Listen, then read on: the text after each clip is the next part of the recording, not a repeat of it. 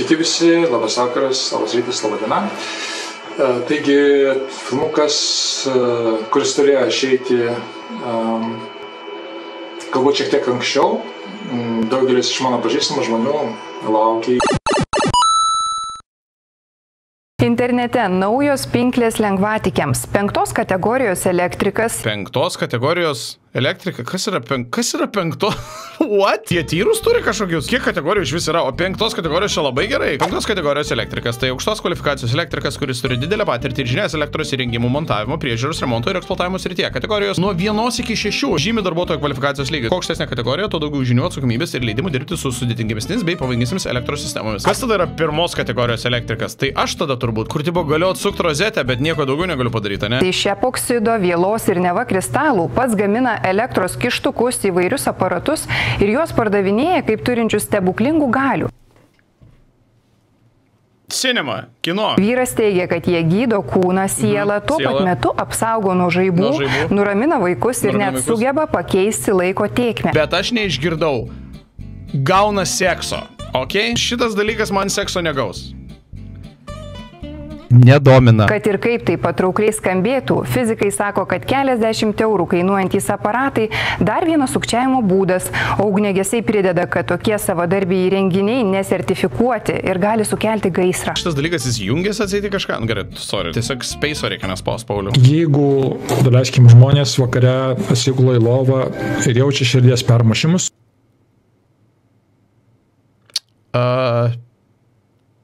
Nėra, kad buvo. Vakar ir už vakarą. Lefeksas gerai pasakė, po geros sesijos kristalų pasimsi šitų kristalų. Tai pagalbininkai, jie gali suveikti, padėti, kada bus priglausti prie skaudomos vietos. Tokias savo pagamintas figūrėlės internete parduodantis Robertas, vadinantis save buvusiu kauniečiu, aiškino, kokius... Jisai save vadina buvusiu kauniečiu. 5 kategorijos elektrikas, save vadinantis buvusiu kauniečiu. Put that on a fucking t-shirt. Čia mano naujas nickname'us. Stebuklus daro jo įrenginiai. Žaisdamas vaikas su šitokia figūrėlė, jisai taip pat gaus jos energiją, kuri jį darys sveikesnį. Čia nėra tiesiog gipsas supiltas į sausainių formas. Čia epoksidinė derva, ne gipsas.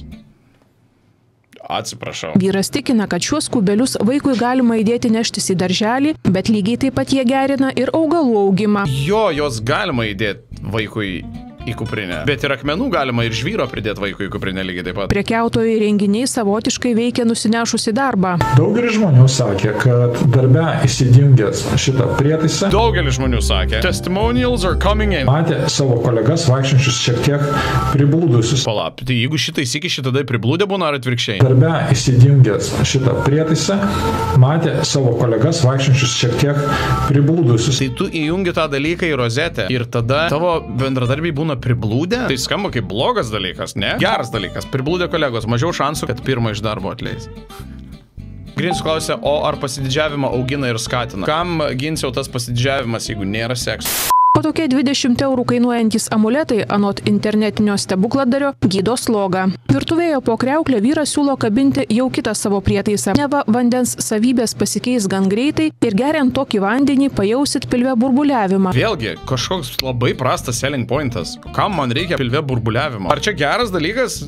Ar man reikia šitos trydos? Ir kaip iš vis šitas dalykas jungiasi į ką? Aš nesuprantu, kaip jis funkcionaliai veikia. Nes pavyzdžiui, su šio epizodo partneriu Surfshark virtualiu privačiu tinklu, tai viskas praktiškai savaime suprantama. Surfshark.com /demiko įsigijat planą, 4 papildomi mėnesiam paslaugų, beje, panaudojate kodą demiko, įsidėkit programinę įrangą, kad ir visus savo prietaisus su ta pačia viena paskyra, nieko nereikia kaišioti rozetes, o tada vienu paspaudimu keičiat savo virtualią lokaciją, dėl ko atsirakinat viso pasaulio turinį, apeinat vietinę kainų diskriminaciją, išvengiat viešo Wi-Fi'aus pavojų, apsaugot savo duomenis ir tapatybę ir visas šias bei daugybę kitų naudų jums paliudys šimtai tūkstančių, jei ne milijonai vartotojų visame pasaulyje kasdien naudojančių Surfshark, o tai yra kur kas daugiau nei 4. Šis bajeris įgis prasmę po maždaug minutės. O šitie kištukai neva gydo ir kūną, ir sielą. Nu šitas pats geriausias, tiesiog senis. This shit right here gydo kūną ir sielą. Prostatą masažuoja. Va, domintų. Aš pačios elektros ir nekeičiu. Esmė yra, kad iš kristalų ta energija, kuri pradeda, sakysim, mikro masteliu imant žaibuoti viduje. Kristalų ta energija, kuri pradeda, sakysim, hear this, mikrožaibuoti viduje. Visą aplinką tarsi užkariauja.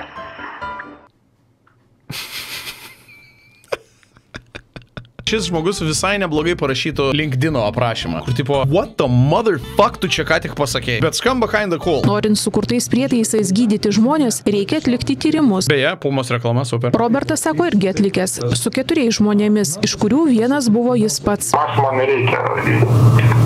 Kol kas, ko tai nebuvo daroma labai daug, tai man daug to ir nereikėjo. Peer review man nereikėjo, aš ant savęs pabandžiau, gerai jaučiuosi ir dar mano kolegos darbė buvo priblūdę. Gydyti žmonėms reikia būti... O, nu čia va, pavyzdžiui, bent jau kaip meno dirbinį galima pavadinti. Tokia nelabai funkcionali peleninė jau net išeina, gal net gražiai visai. Medikų, o Robertas medicinos nėra ragavęs.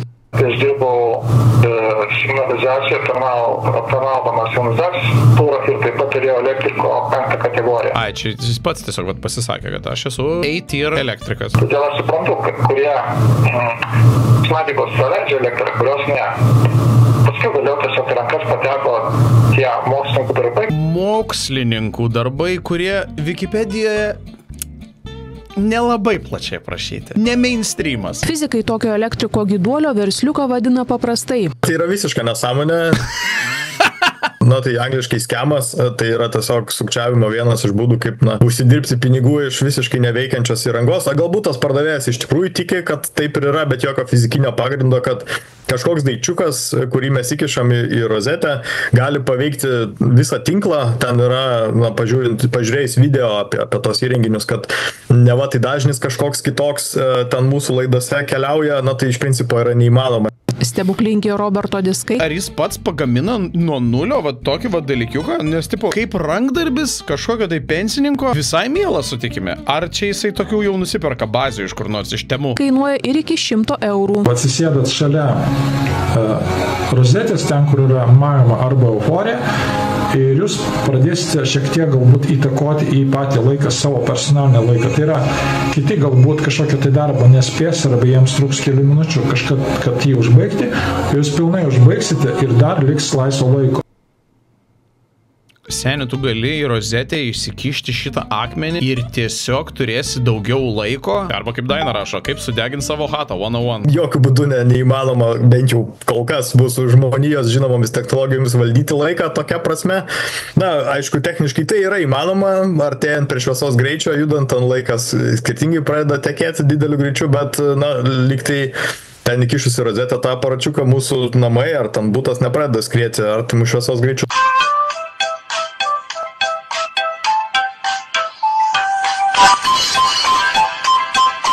Gaminiai atrodo įtartini ir akreditavimo sveikatos priežiūros veiklai tarnybai. Nėra aišku, iš ko pagamintas tas pats gaminys, kokie yra panaudoti elementai tam savadarbiam įtaisui ir dėl to jį įkišus į elektros tinklą jis gali pradėti kaisti ir ko pasiekoje tada kyla gaisras. Tarnyba ragina gyventojus būti kritiškiems ir prieš pasirenkant bet kokį sveikatinimo ar gydymosi būdą pasitarti su gydytoju. Jei šie gaminiai viešoje erdvėje pristatomi kaip turintys sveikatinimo ar gydomąjį poveikį, tai gali būti laikoma klaidinančia reklama ir kelti riziką, kad žmonės rinksis neefektyves, moksliškai nepagristas gydymo priemonės vietoje tikros medicininės pagalbos. Bet sakau, šitie, jie bent jau atrodo kaip, atseit kažkas gražaus. Tai man įdomu, ar jisai nuo nulio tokius padaro, ar jis kažkokią bazę šitiem dalykam turi. Sveiki, dabar parodau turbojėgos generatorius. Turbojėgos generatorius? Motherfucking take my money, bro. Nauja versija, ją išpildyti, atrodo. Taip pat forma ta pati, dydis tas pats, palyginimui dedu vandens aktyvatorius, kurias žinote, daugelis iš jūsų turite. Bet 6 metų senumo už tas dalykas. Tarp kitko, iš karto truputėlį nuviliu, bet ir galim gal pasidžiaugti kažkiek, kad čia turbūt arčiausiai papų, kiek būsim šiandien, tai sorry. Jose yra sudėta daug kristalų. Kaip jis 15K turi? Tuoj pažiūrėsim. Labai greitas regėjimo atstatymas. Poveikis jau po minutės. Sakė, dabar pratimas apie regos atstatymą. Jisai pats greičiausias, pats trumpiausias, paprasčiausias ir efektas iš karto jaučiasi. Šitas 5 kategorijos Šitas 5 kategorijos elektrikas, jisai negali mikrofoną nusipirkti. Aš nežinau, kodėl aš apie uraganą paėmau, sorry. Ten buvo video su Zizu, kur. Čia tas ir yra, kada ta esybė užvaldo žmogų, jinai atjungia labai daug pa žmogų minčių. Tai Zizas jau insane buvo prieš 7 metus. Aš galvoju, kad jis savo smegenis prarado, kai ten su Kigoliu pradėjo daryti tos streamus. Man, žinok, susisuko smegenis. Bet pasirodo, jis jau senai buvo off. Esmė pratimo tokia. Gerai. Jūs galite mirksėti ir be nepridėję pirštų, jeigu esate kažkokia vieta, kur to daryti negalite. Esu kažkokia vieta, kur aš mirksėti negaliu. Jeigu išeina, tada pirštus pasiemat kaip kūdikį laiko, tam, kad energija neišeitų, užsidaro. Ir rodomais pirštais įrėmėt į tas vietas, kur rankas įtraiškonas akyse ir mirksėt naudodami kaktos, žandų raumenis, tiesiog visą galvą stengiatės magyti akies obuolį.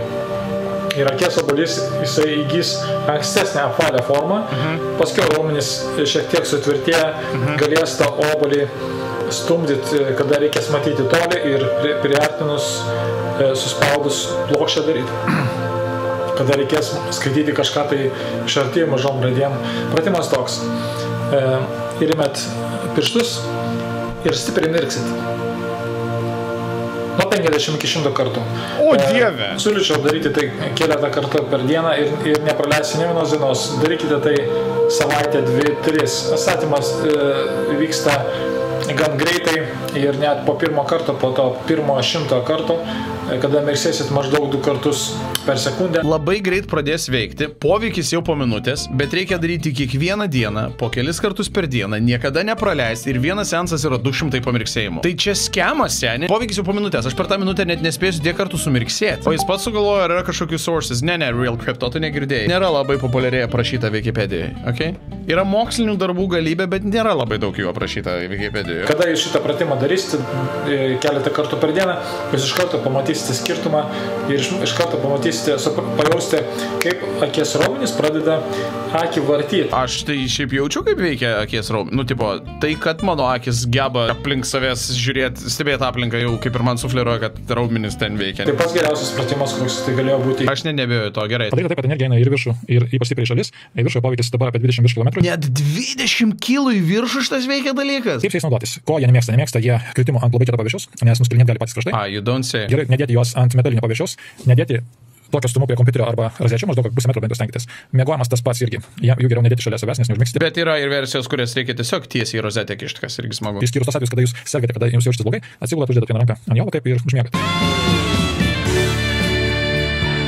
Jeigu jaučiatės blogai, galit šitą prastą papo imitaciją su savimi pasidėti prie lovos, pasimti į delną ir tada ramiai užmigsite. Kas jo rankom? Nu, jis toks jau merdėjantis žmogus atrodo. Nuo visų savo šitų elektrų ir nuo visų savo šitų galių, man atrodo, jau jam kraujas nebeda cirkuliuoja iki pirštų galų. Kaip su jais elgtis, galite turėti mašiną, pasidėti ant sėdynės, pavyzdžiui, ypač vairuotojai, kurie važiuoja tolimas kelionės, pasidėti mašiną tarp kojų ir tada pravažiuosit žymiai lengviau ilgesnį atstumą. Ilgesnį atstumą pravažiuosi. Va, visą Lenkiją galėčiau pravažiuoti, jeigu šitą turėčiau savo tarp kojų. Gerai, mes jau čia, aš jau, sorry. Robertai, jūs, man atrodo, turėtumėte didesnę pirkėjų auditoriją, jeigu tiesiog šitos savo įrenginius ir pozicionuotumėt kaip sekso žaislus.